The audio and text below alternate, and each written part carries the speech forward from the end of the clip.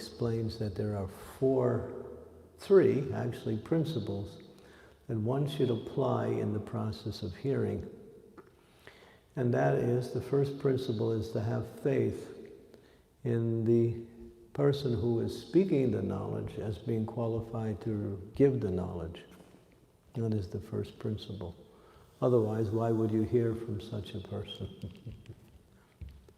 The second is humility, or being transparent, allowing that knowledge to go into one's consciousness without trying to block it with all kinds of intellectual, philosophical, theoretical ideas that, trying to analyze it. You can analyze it to a point, but it has to be received at the same time. Because if it's not received, just like the whole idea of knowledge transmission comes from guru to disciple. The word Upanishad means sitting down near. Sitting down near what? The spiritual master, the guru, who gives that knowledge, and one is hearing submissively. The third, and this is the one that becomes more,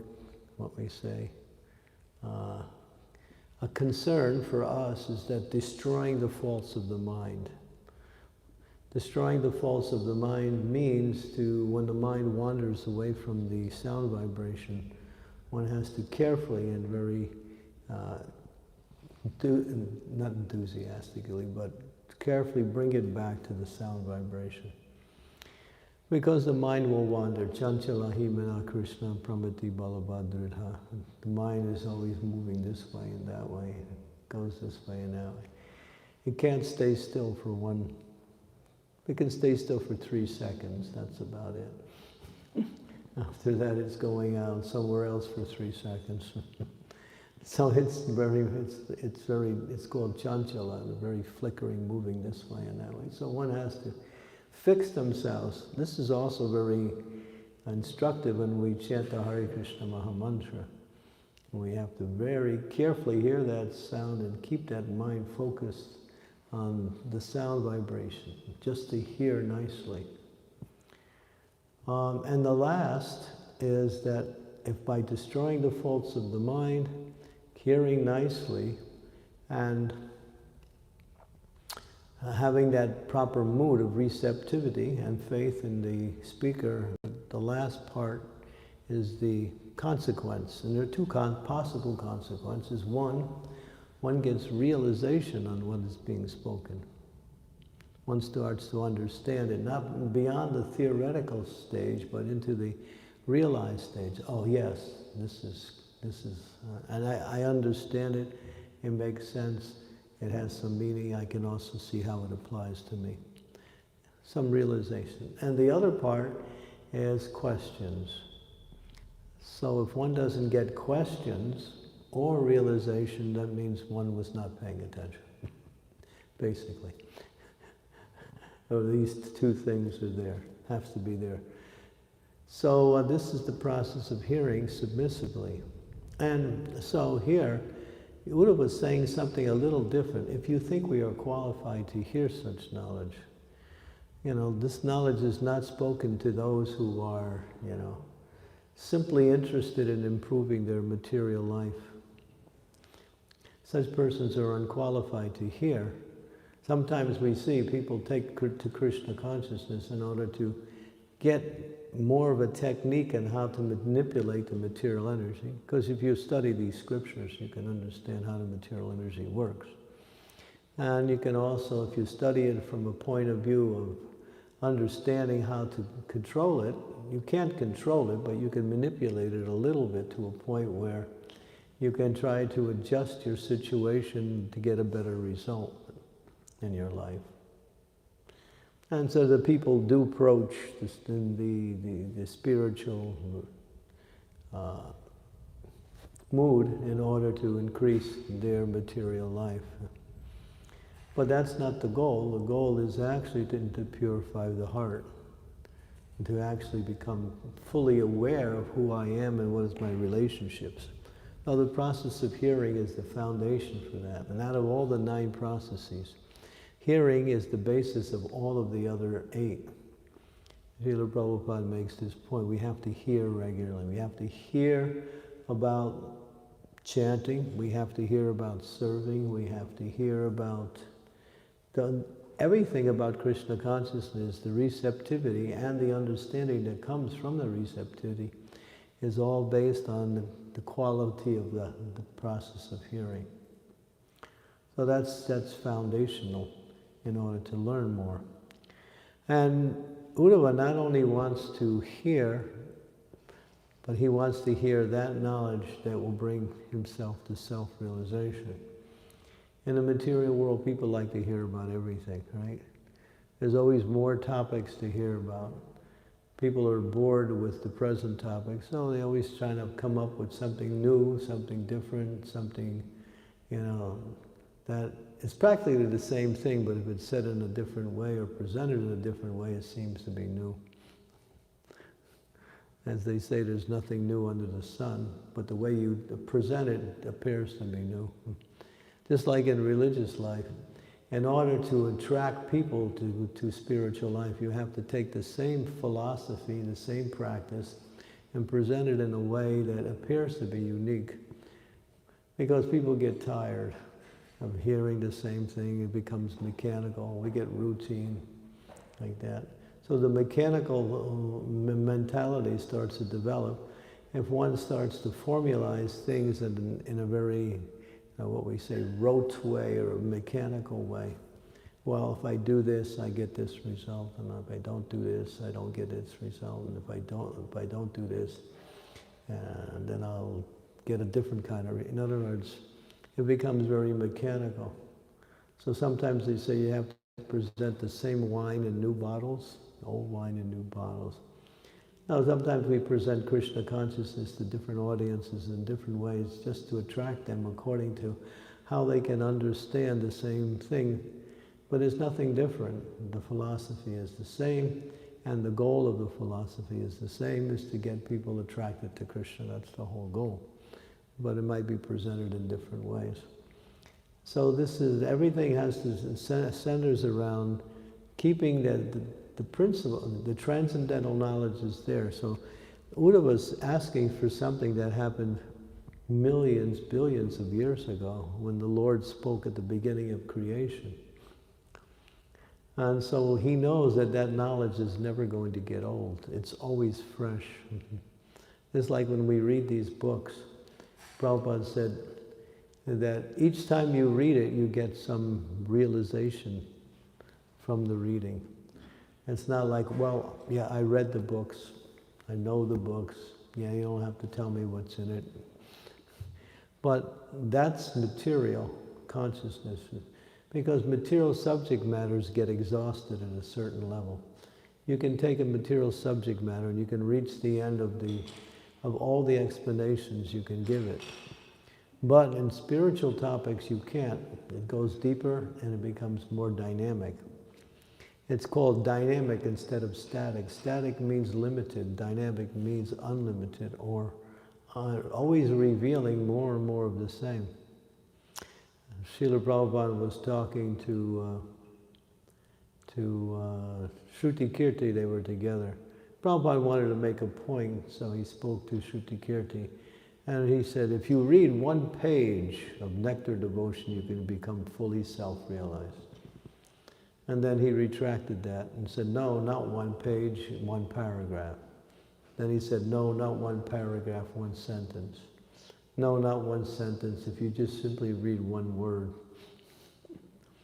So was he just making some nice eulogy that sounds really cute? No, he was actually saying that this knowledge is dynamic. It's coming from the spiritual mouth. Teni Brahma Hidaya Adikamaye.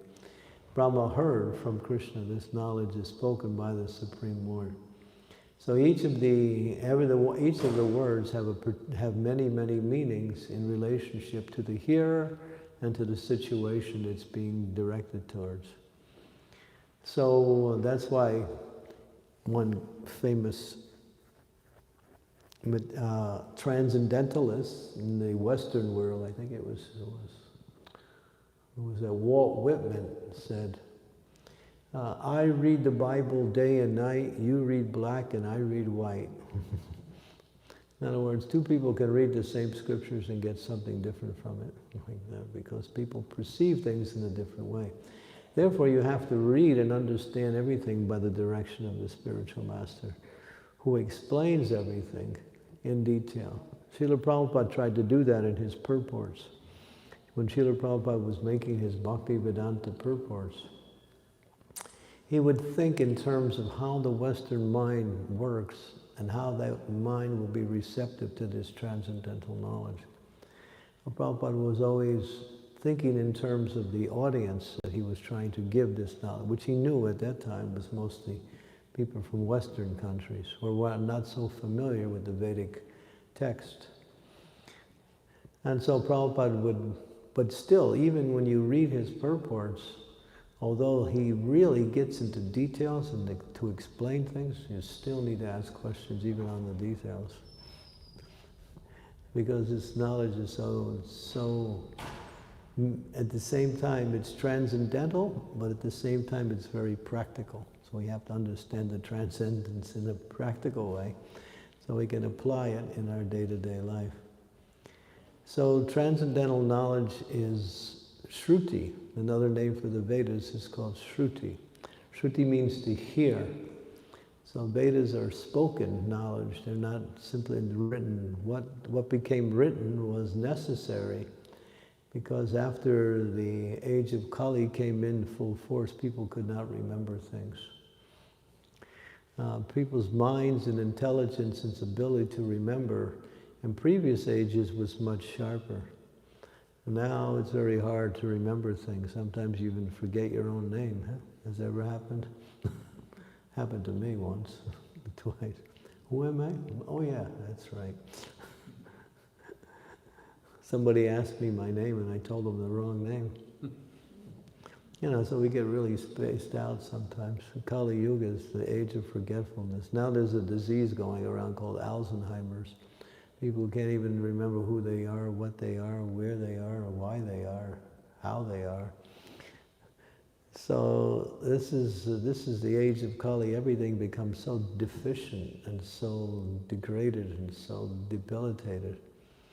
But if we hear constantly from the right source, then that knowledge develops in such a way that we can understand and apply it nicely. Now the process is, it's constant here. Srinvata Swataka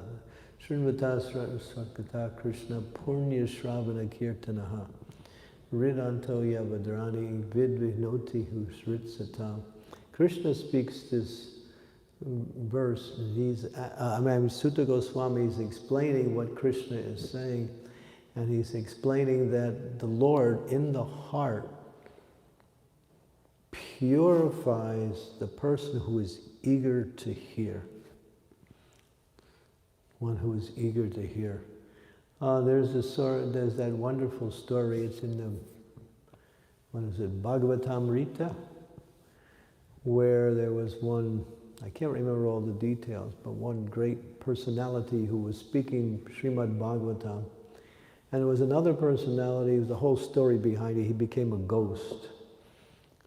And he somehow, in order to get out of his ghost body, he was instructed that he had to hear Srimad Bhagavatam constantly in order to get out of that ghost existence.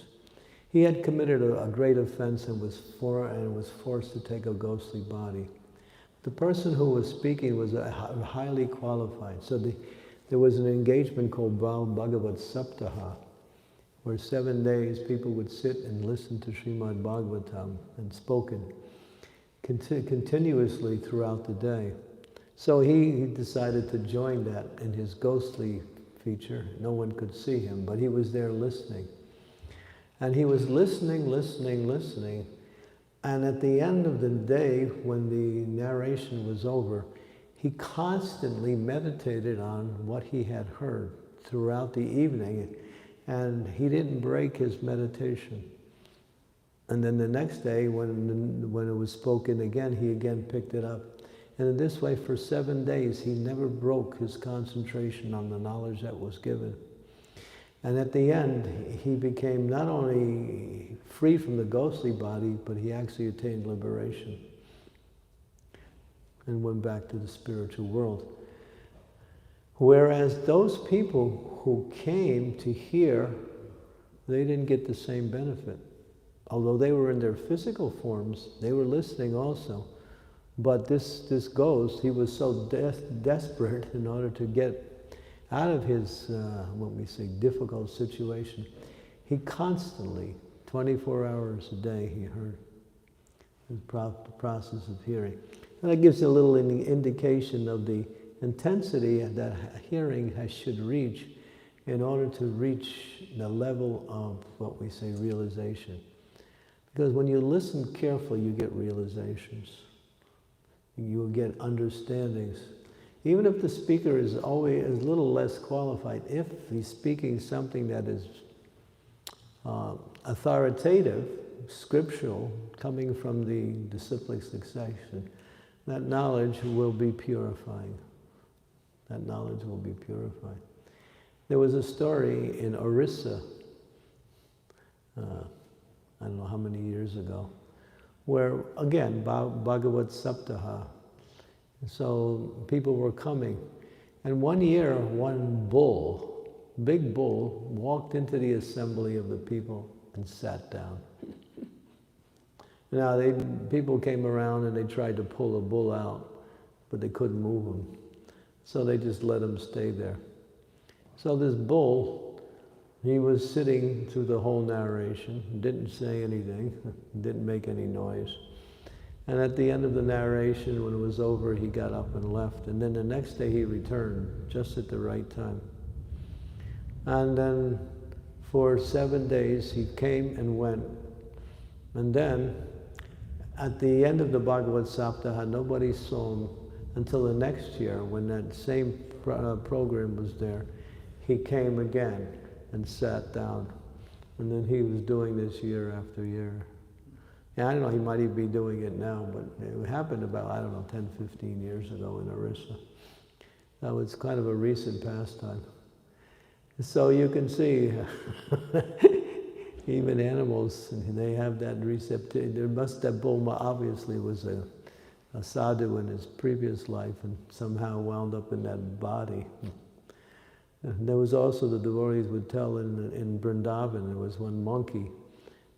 He would come to the discourse in Srimad Bhagavatam every Thursday. He would always come on Thursday. And he would climb up on the wall and listen to the Bhagavatam. I think it was outside in a courtyard. And then the same monkey, he would listen and then he would go and come back again the next Thursday. Of course, Prabhupada said many of the monkeys and dogs in Vrindavan and the pigs, they had committed offenses in being in Vrindavan in previous lives, so they were forced to take that lower body. And but we see this process of hearing even attracts certain persons, certain souls who are in lower bodies like that. So how powerful this hearing is. And then what is this, that one verse?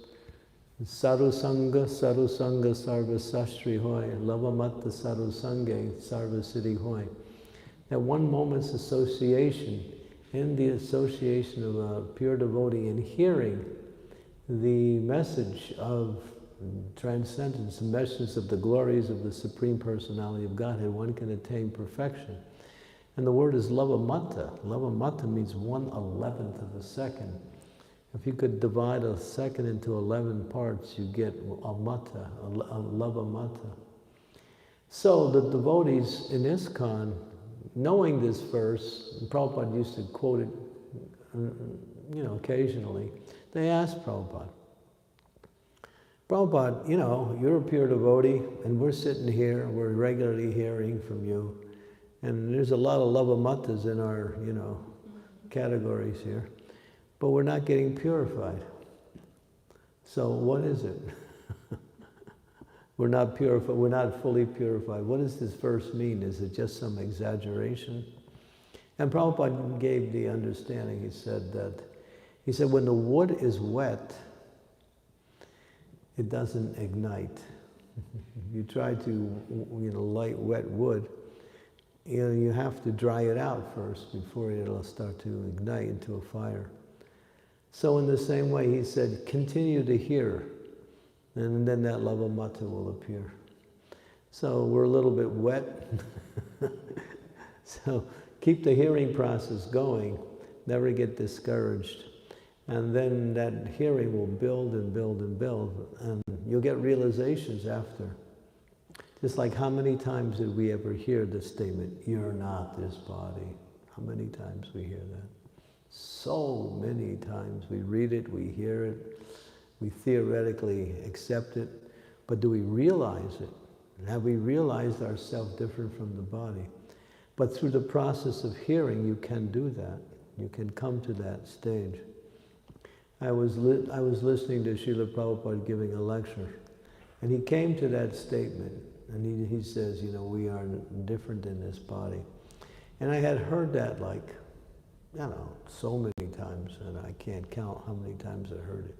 But when I heard it that one time, it clicked. Oh yeah, got it. I finally got it, yeah. Something happened. So that was due to continuous hearing.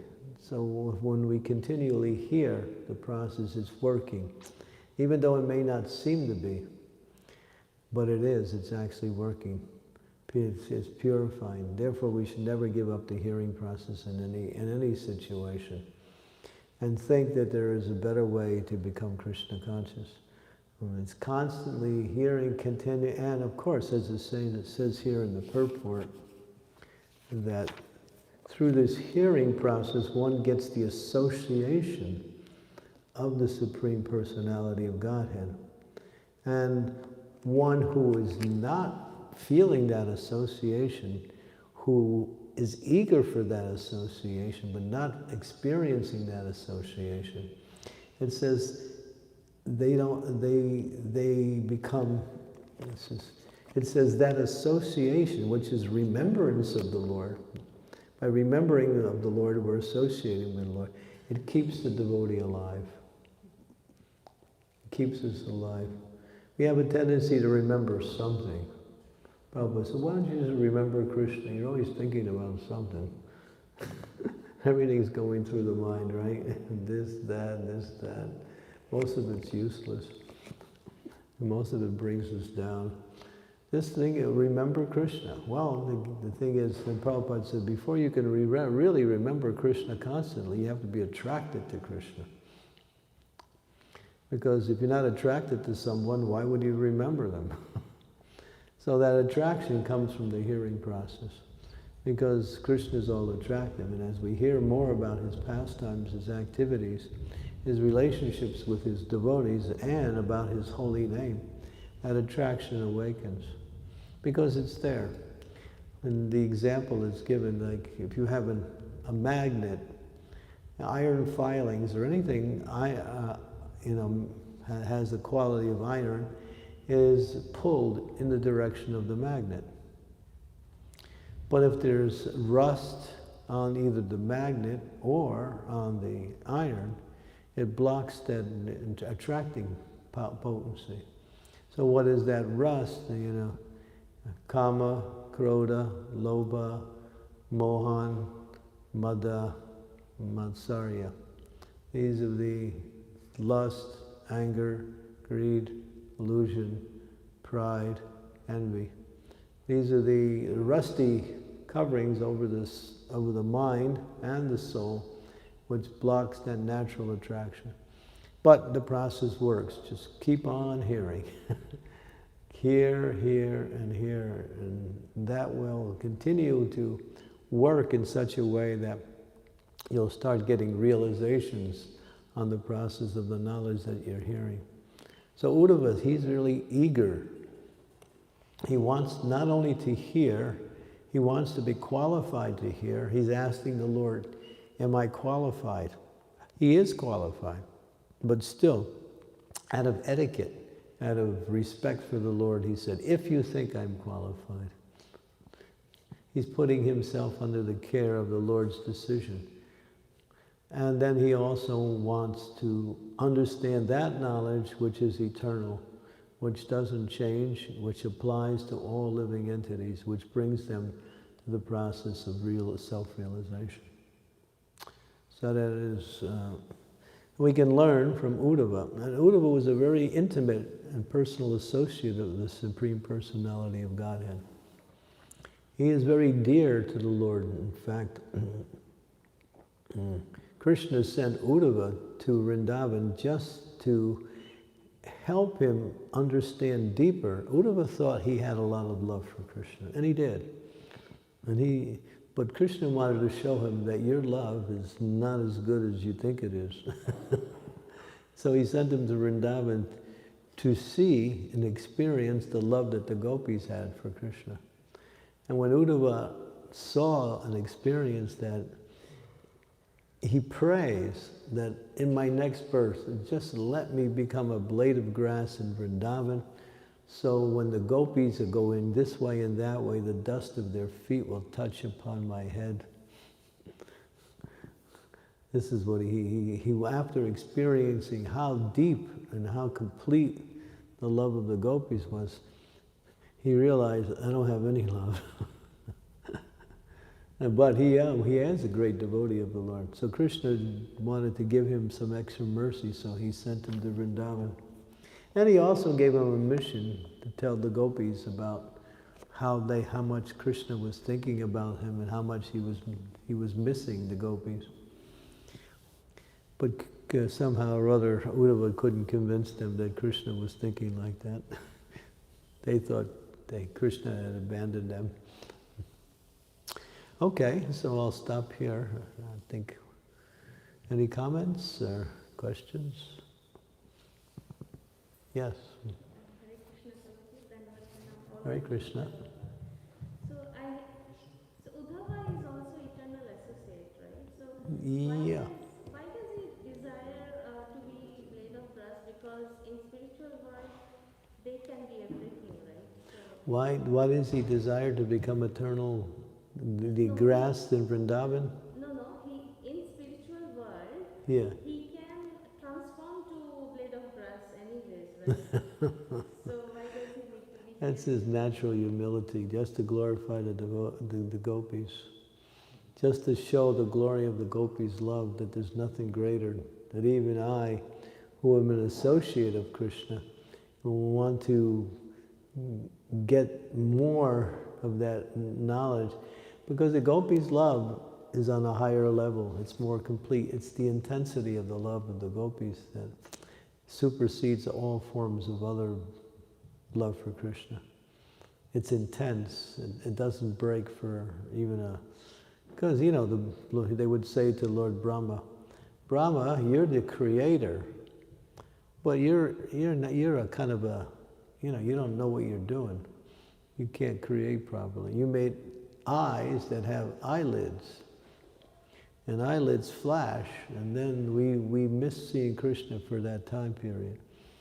So you're blocking our vision by creating eyelids. And so it sounds like some kind of, you know, eulogy, but it's not. This is how they're feeling. They want to see Krishna all the time. They want to give their love to Krishna constantly. And there's nothing else in their existence except Krishna constantly. So Uddhava was able to experience that by the mercy of Krishna. And he understood, oh yes, my love is, it's nowhere near the gopis. And you can never understand the love of the gopis, it's not possible. We read about it, we hear about it, and we can, you know, try to understand it after we hear it, but we can never come close. It's intense. Thank you. Can I ask about yesterday's class which you were taking? I was contemplating on that, and I was About the holy name? Yes, The holy name? Yesterday's class which you were taking? Yeah. In that, you were saying that Prabhupada is eternal associate of Krishna? Or he's Shakti Vaishnava? Which one? You can categorize them in both, but there are two kinds of Shaktivesh. one who comes to the material world to do the work of the Lord, and then becomes fully empowered by is already fully empowered by the Lord before they come. And then there's those who develop that empowerment and become Shaktivesh. So it goes direct and indirect. The Prabhupada, from what we understand, was a direct. He came to do this work. He was sent by the Lord. So, I mean, there's many statements to corroborate that. And the Prabhupada was not simply a conditioned soul that, somehow or other performed a lot of bhakti and made it. But that doesn't minimize what he did. Not at all. So Prabhupada went through so much hardship in his life to bring Krishna consciousness to us, even in his family. He accepted hardships, yeah. And Krishna allowed those hardships to happen in order to show the glory of this soul. That those hardships are not something that's going to cause him to do something else or to give up his service. I mean, Prabhupada had to go on, a boat, ocean liner for 39 days and get seasick. I mean, Krishna could have sent somebody to give him a TWA ticket from Bombay to New York. Could have floated on the airplane. But that didn't happen.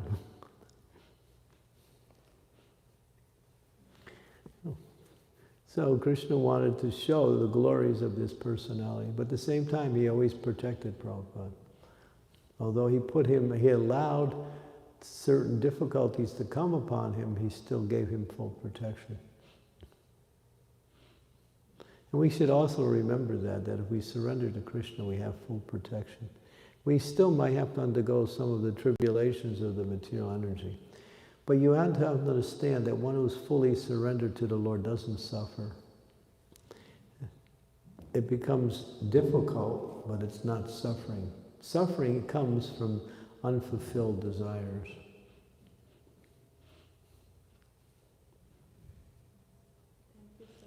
Yeah, when you try to fulfill your material desires and something else comes, that's called suffering. Or if you experience the hardships of the material energy and you're still trying to enjoy that material energy, that's suffering. If you experience the hardships of the material energy and you're not trying to enjoy it, you're not really suffering. You're just undergoing some difficulties. That's all. Like now, we have this pandemic, or that's what they say. So it's the world is going through a lot of, people are not only suffering but dying. But it's not for the devotees.